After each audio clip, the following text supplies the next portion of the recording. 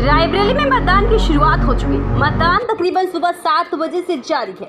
वहीं मतदान में मतदाता लगातार लाइनों में खड़े होकर अपने मतदान का कर रहे प्रयोग। मतदान शांतिपूर्ण तरीके से हो रहा है और प्रशासन चप्पे चप्पे पर तैनात है।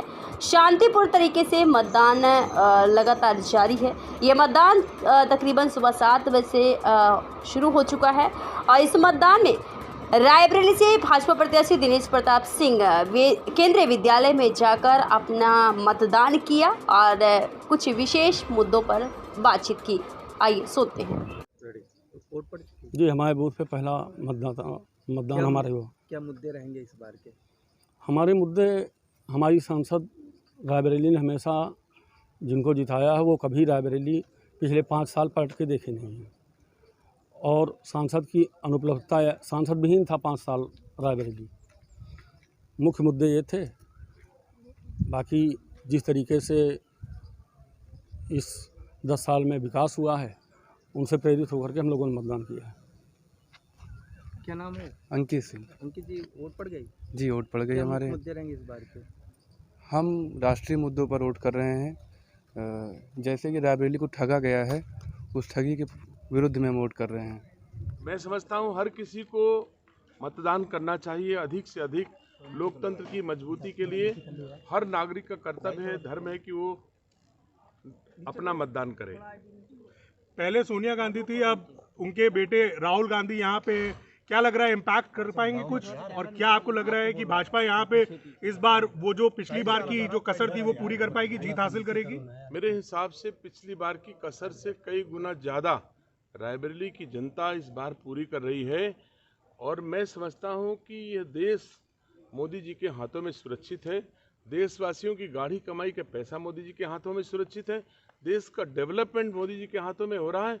तो रायबरेली की जनता हो और चाहे देशवासी, संपूर्ण लोग आज की तारीख में मोदी जी पर भरोसा करते हैं। रायबरेली की जनता भी मोदी जी पर भरोसा करती है। पहले क्या था मैं नहीं कह सकता, लेकिन आज की तारीख में रायबरेली में मैं कह सकता हूं कोई ऐसा बूथ नहीं होगा जहां कमल नहीं खिल रहा है। हम सौभाग्यशाली हैं कि देश की भारतीय जनता पार्टी के नेतृत्व ने हमको रायबरेली से अपना प्रत्याशी, अपना आशीर्वाद देकर के भेजा और मैं रायबरेली में कमल खिलाने में सफल रहा। प्रियंका गांधी जी बोल रही रायबरेली का बेटा दोपहर तक राहुल गांधी भी आ जाएंगे रायबरेली, ऐसा बताया जा रहा, खबर आ रही है। बिल्कुल, राहुल गांधी अमेठी भी आ गए थे, राहुल गांधी वायनाड भी आ गए थे और रायबरेली भी आ जाएंगे। जैसा आप कहते हैं, अमेठी से भी चले गए, वायनाड से भी चले गए और रायबरेली से भी चले जाएंगे, ये भी सत्य है।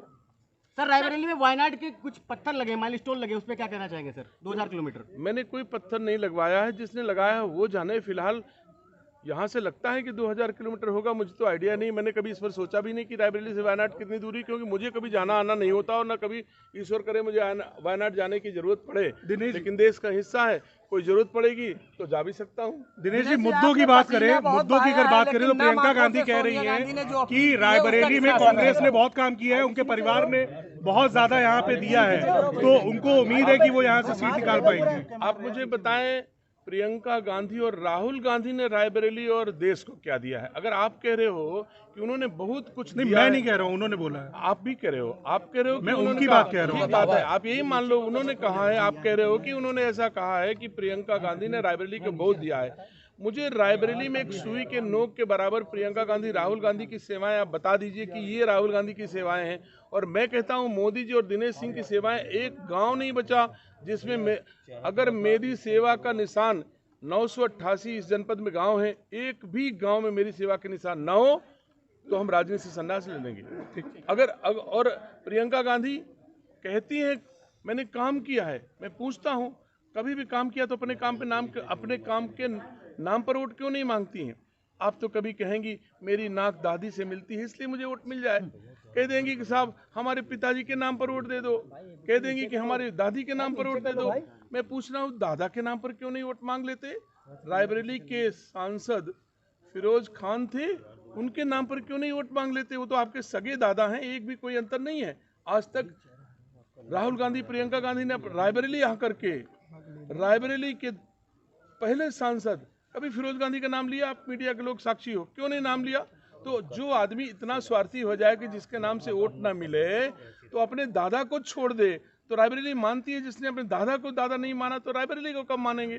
तो रायबरेली वासी पूरी तरह से सतर्क हैं और रायबरेली कमल खिलाने जा रही। मोदी जी के नेतृत्व में फिर से सरकार बनाएंगे और उस सरकार बनाने में रायबरेली के